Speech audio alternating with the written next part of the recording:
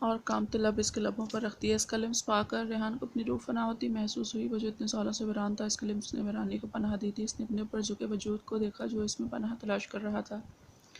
वह छोटी सी जान अभी अपने अंजाम से वाकिफ नहीं थी। अब रेहान की बारी थी सारे बदले लेने की। You asked for it.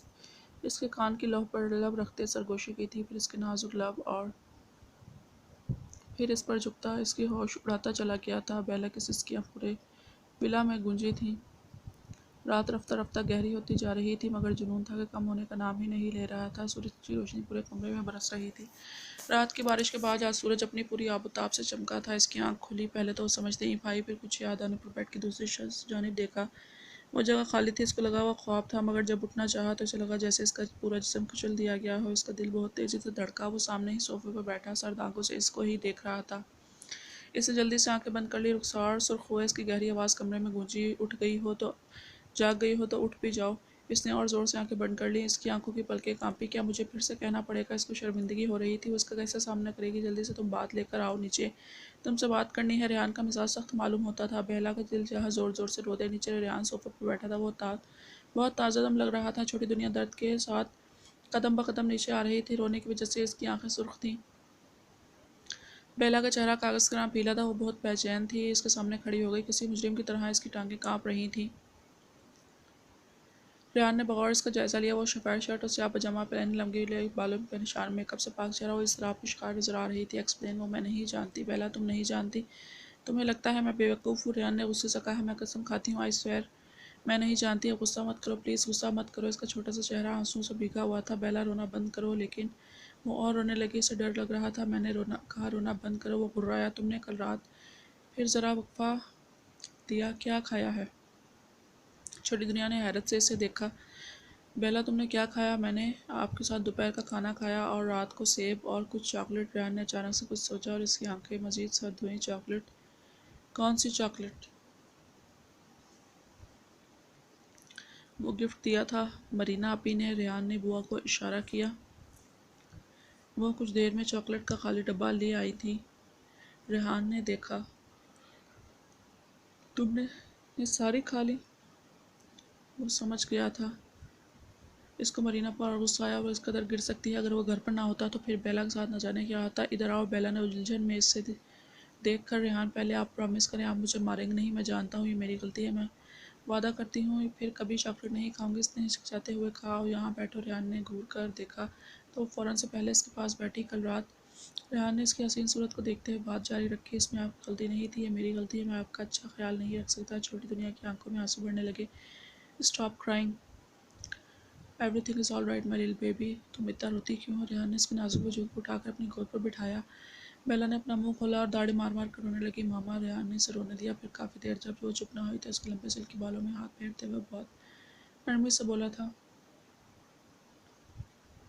Shush, अब सब बस सब ठीक है।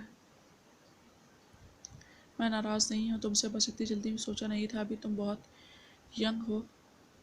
रात के कुछ पल इसे याद आए थे। आप मुझसे नाराज़ नहीं है ना? रेहान ने लब इसकी आंखों पर रखे। बिल्कुल भी नहीं। उसकी सुर्ख नाक दबाई। छोटी दुनिया मजीद सुर्ख हुई। माशाल्लाह, किसी ने बुलंद आवाज़ में कहा था। दोनों ने सामने देखा। आप? वो कोई और नहीं बल्कि दादाजी आप। रेहान खुशनवार हैरत से बोला। बेला ने रेहान के सीने से सर उठाकर देखा तो दराज का दादाजी, जिनकी छोटी सी सफ़ेद स्टाइलिश दाढ़ी, रेहान की तरह गहरी आंखें, सफ़ेद सूट और सबसे मज़े की जो चीज़ छोटी दुनिया को इनकी टिंड लगी जो इनके नसीब से ज़्यादा चमक रही थी। रेहान की नज़र इनके पीछे मरीना पर पड़ी तो उसको 2 सेकंड लगे सारी गेम समझने में। बेला जल्दी से खड़ी हुई। दादाजी ने अपनी छोटी सी बहू को देखा। माशाल्लाह माशाल्लाह। दादाजी ने आगे बढ़कर बेला को गला लगाया। मेरी बेटी तो बहुत प्यारी है। बेला को समझ ही नहीं आई वो कैसे रिएक्ट करे। अस्सलाम वालेकुम दादाजी। वालेकुम सलाम मेरे बेटे, मेरी गुड़िया। ध्यान ज़्यादा तंग तो नहीं करता? अगर करे तो आपने सिर्फ मुझे एक दफ़ा बताना है। प्यार से थपकी दी। बेला ने मुस्कुराकर सर इस बात में हिलाया। अपनी बहू से ये मिलते रहेंगे? रेहान ने दिलचस्पी से दादाजी को देखा। आजा मेरे शेर। मरीना का प्लान तो फ्लॉप हो गया था। वो जो छोटी दुनिया को दादाजी की नज़रों में गिराना चाहती थी। रेहान तुम तो कनाडा जाने वाले थे। रेहान ने एक नज़र इस पर डाली और दूसरी दादाजी पर। बुआ, आप बेला को रूम में लेकर जाएं। बेला आप रूम में जाएं, आपकी तबीयत ठीक नहीं मगर मैं। रेहान ने इसका गाल नरमी से थपथपाया। आपको भूख लगी होगी, जन जाए। ओके। उसने बड़ी सी आंखों जिनको ब्लैंक किया, जिनमें सुर्ख थोड़े पड़े थे। फिर एक नज़र दादाजी की चमकती टिन को देखा। दादाजी ना समझी में रेहान को देखा जो बेला को जाता देख रहा था। ये औरत मेरे घर में क्या कर रही है? रेहान, इसे मैं लेकर आया हूँ, दादाजी ने इस तरह में कहा। सीरियसली? यहाँ ये आपको लेकर आई है?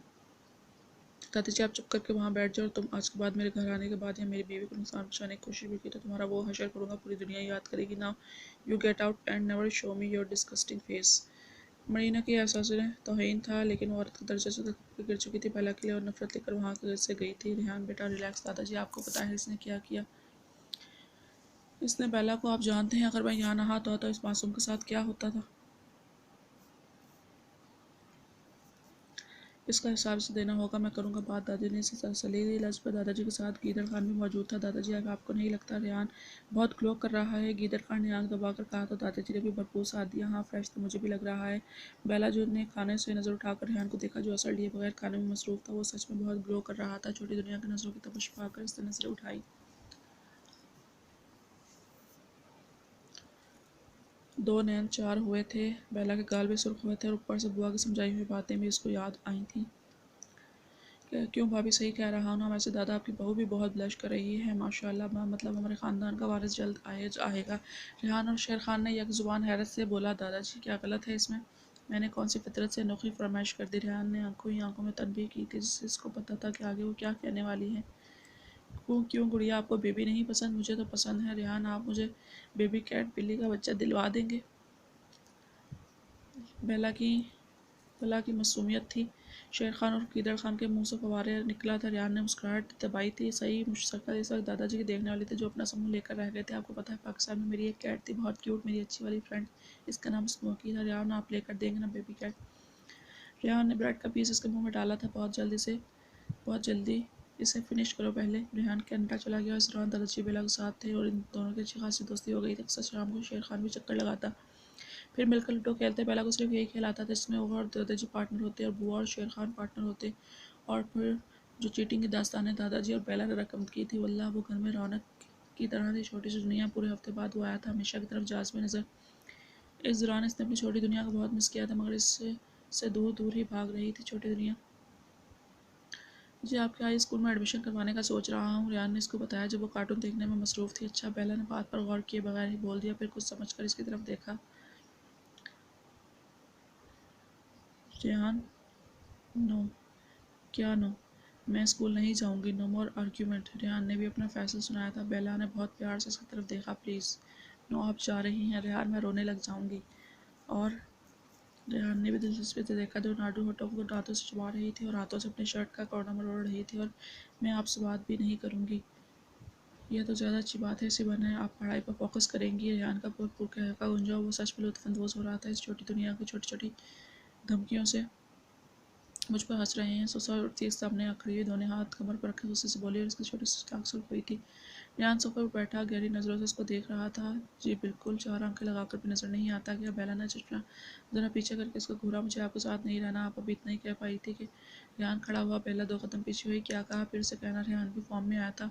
ट्राउज़र के ऊपर ब्लैक टी शर्ट सेबतन किए, वो सख्त तेवर लिए छोटी सी परी को देख रहा था, जो आंखों में आंखें डाले इसे देख रही थी। वो मैं रेहान बता रही हूँ, मैं स्कूल नहीं जाऊँगी। बेला ने बहुत हिम्मत करके जुमला बोल दिया था और बोल कर भी नहीं थी। बेला स्टॉप। रेहान भी इसके पीछे भागा। बेला भागती हुई सोफे की दूसरी तरफ और रेहान एक तरफ। छोटी दुनिया स्टॉप रनिंग। रेहान से वो पकड़ी नहीं जा रही थी, क्योंकि थक गए हैं आप, बूढ़े हो गए हैं आप मिस्टर रेहान। बेला ने जुबान दिखाकर कहा। क्या कहा तुमने? अब तुम अपनी खैर मनाओ। अपने कमरे की तरफ भागी थी कि रेहान ने इसे कमर पकड़ा और कंधे पर उठाता इसे अपने कमरे की तरफ बढ़ा। रेहान मैं घर जाऊंगी, मुझे डर लग रहा है। अच्छा अब नहीं करूँगी, आपकी बात मानूंगी। अच्छा ना, सॉरी बोल तो रही हूँ, मगर सामने वाला भी रेहान अलवी था। कमरे में जाकर इसे बेड पर फेंका, ऐसे कि इसको चोट न लगे। फिर इस पर झुका और इसकी ऐनक उतारकर दूर फेंकी थी। क्या कहा तुमने?